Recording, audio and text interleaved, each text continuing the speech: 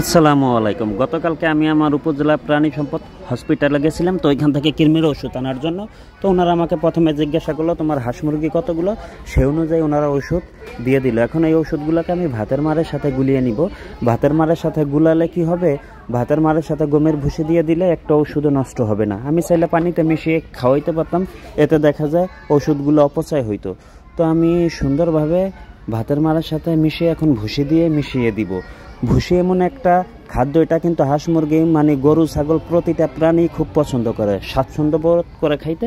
তো আমার গোলানুসার এখন প্রতিটা বক্সে আমি এগুলা দিয়ে দিব, কারণ আমার হাঁস মুরগি বিভিন্ন জায়গায় খাঁচার ভিতরে রাখা আছে। তো এদেরকে আমি আলাদা আলাদা বক্সে দিয়ে দিব।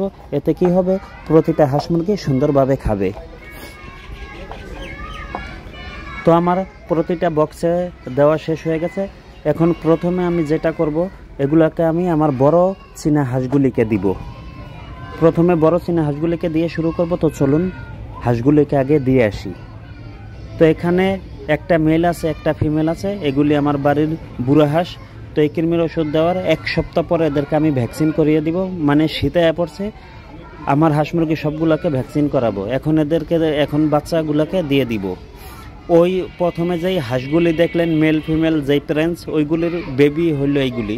16টা বাচ্চা ফুটছিল। যারা শুরু থেকে আমার ভিডিও দেখেন তারা অবশ্যই জানেন, আর যারা নতুন তারা তো আর জানেন না। তো এইগুলো আমার ওই হাঁসেরই বেবিগুলো। এখানে 16টা বেবি আছে, আলহামদুলিল্লাহ 16টা বেবি খুব সুস্থ আছে। দেখছেন ভাতের মারের সাথে কৃমির ঔষধ মিশিয়ে গমের ভুসিটা দিলে একটা ঔষধও দেখবেন যে থাকবো না, একদম সুন্দরভাবে এদের পেট। তো শীত চলে আইছে, তড়িগড়ি করে সব কিছু শেষ করতেছি। এখন আগামীকাল থেকে আবার এদেরকে 1 সপ্তাহ টানা ভিটামিন প্রয়োগ করব। তারপর সবগুলোকে হাঁস মুরগি সবগুলোকে ভ্যাকসিন দিয়ে দিব। তো ওইদিকে আমার বাচ্চাগুলির কী অবস্থা, চলুন বাচ্চাগুলিকে খাবার দিয়ে আসি।